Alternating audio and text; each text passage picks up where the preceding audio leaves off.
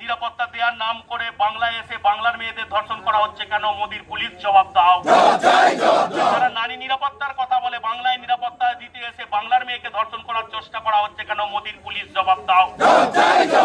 তাই তো বলি বিএসএফ হায় হায়, মোদির পুলিশ হায় হায়। নরেন্দ্র মোদী তোমায় জানাই ধিক ধিক ধিক ধিক্কার।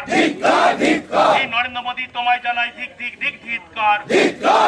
এই বিএসএফ তোমায় জানাই ধিক ধিক ধিক ধিক্কার। বাংলায় নিরাপত্তা দিতে এসে বাংলায় নাবালিকা মেয়েদের উপর অত্যাচার করা হলো কেন? মোদির পুলিশ জবাব দাও। বাংলায় নারী নিরাপত্তা দিতে এসে বাংলার মেয়েদের উপর নাবালিকা মেয়ের উপর ধর্ষণ করা হলো কেন? সিআইএসএফ জবাব দাও। তাই তো বলি নরেন্দ্র মোদী তোমায় জানাই ধিক ধিক ধিক ধিক্কার। এই মোদির পুলিশ তোমায় জানাই ধিক ধিক ধিক ধিক্কার। হটাও,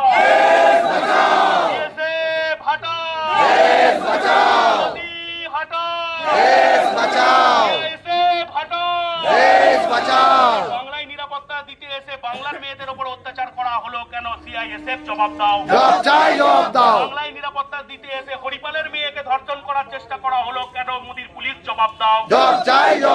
তাই তো বলি মোদির পুলিশ দূর হটো, মোদির পুলিশ দূর হটো। বলি অপরাধীকে অবিলম্বে শাস্তি দিতে হবে। এই মোদির পুলিশ অপরাধীকে অবিলম্বে শাস্তি দিতে হবে। অপরাধীকে শাস্তির প্রতিবাদে আজকে শান্তিপূর্ণ অবস্থান। মোদি হটাও, হটাও,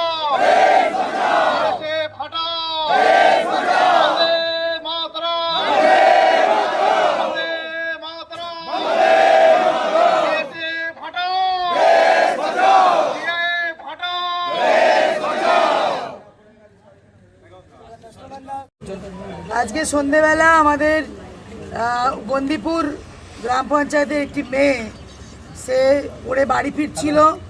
আজ বন্দিপুর স্কুলের কাছে, বাজারের কাছে এটি বিএসএফ জওয়ান তাকে হাত ধরে পাশে টেনে নিয়ে গিয়ে তার উপর একটা অশালীন আচরণ করে। এটা আমাদের কাম্য নয়। এই বিএসএফ জওয়ান কিংবা সিআরপিএফ জওয়ানদের কাছ থেকে এটা আমরা প্রত্যাশা করি না। আমরা বাংলার মানুষ কিংবা বাংলার মেয়েরা, বাংলা অত্যন্ত শান্ত এলাকা, শান্তশিষ্ট এলাকা এবং বাংলার মাথার উপর আছেন মমতা বন্দ্যোপাধ্যায়।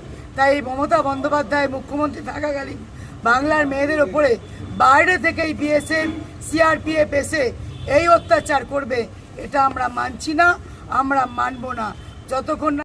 তো ন্যাক্কারজনক ঘটনা। আমাদের মা বোনেদের এখন ইজ্জত রক্ষার লড়াই হয়ে গেছে এই কেন্দ্রীয় বাহিনীর জন্য।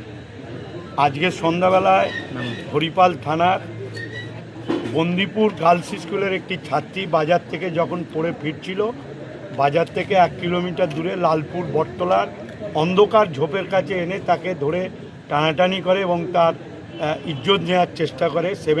ক্লাস 7-এর 13 বছর বয়স।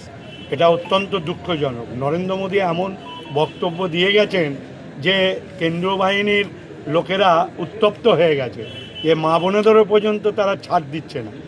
এর আমরা তীব্র প্রতিবাদ করছি এবং আমরা থানায় এসেছিলাম পরিবারের লোকজনকে নিয়ে। পরিবারের লোকজন তারা থানায় অভিযোগ দায় করেছে। পস্কো আইনের, যে ভারতীয় ন্যায় সংঘের আইনের যে 3টি ধাপ রয়েছে, সেই 3টি ধাপই ধারা প্রয়োগ করেছে। কারণ আমরা প্রতিবাদ দাবি ছিল যে তারা যেন কঠোরতম শাস্তি পান। আমি আশা রাখবো যে কাস্টডি ট্রায়ালের মধ্য দিয়েই যেন বিচার পর্ব শেষ করে। পুলিশ এই দাবি মেনেছে এবং হরিপালের আজকের এই ঘটনার প্রতিবাদ জানিয়ে হাজার হাজার মানুষ এখানে উপস্থিত হয়েছিল। যেহেতু কেস স্টার্ট হয়েছে, সেহেতু আমরা পুলিশের ওপর আস্থা রেখে এবং তার সাজা চূড়ান্ততম সাজা হোক, মেয়ের পরিবার তারা বিচার পাক, পুলিশ এটা মেনে নিয়েছে। সেই জন্য আমরা আজকে এখানে অবস্থান তুলেছি। কিন্তু এরপর কোনো ঘটনা হলে আরও বৃহত্তর আন্দোলনে যাব। এবং আরেকটি কথা বলবো যে নির্বাচন কমিশন বিজেপি যেভাবে এই কেন্দ্রীয় বাহিনীকে দিয়ে যেভাবে মা বোনেদের ইজ্জত নেওয়ার খেলায় নেমেছে অত্যন্ত দুঃখজনক এবং লজ্জাকর ঘটনা। এবং আমরা চাই যে এই দপ্তরের যিনি মন্ত্রী স্বরাষ্ট্রমন্ত্রী অমিত শাহের আমরা পদত্যাগ চাইছি, কেন অমিত শাহের নাতনির বয়সী এবং যিনি করেছেন তিনি ছেলের বয়সী, অর্থাৎ তার অন্তত উচিত পদত্যাগ করা এই ঘটনা, যেহেতু সে এই ডিপার্টমেন্টের তিনি মন্ত্রী।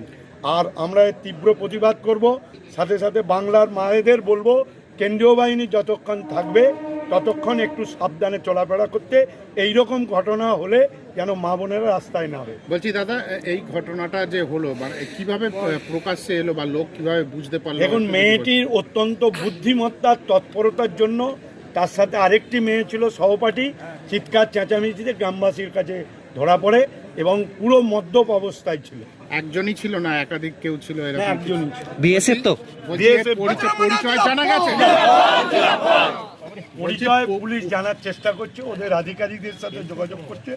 আমরা চাই চাকরি থেকে যেরকম বরখাস্ত হোক এবং তার চূড়ান্ততম শাস্তি হোক। কেন্দ্রীয় বাহিনীরই জওয়ান, তাই তো? অবশ্যই কেন্দ্রীয় বাহিনী বিএসএফ জওয়ান। আপনারা দলগতভাবে এর কিছু লিখিত অভিযোগ বা উপর না, আমরা আমাদের শীর্ষ দলগতভাবে মহলে- সবাই এখানে দলের নেতৃত্বরা সাধারণ মানুষ ছিলেন, আমরা সাধারণ মানুষ হিসেবেই এটাকে পুলিশকে দেখতে বলি।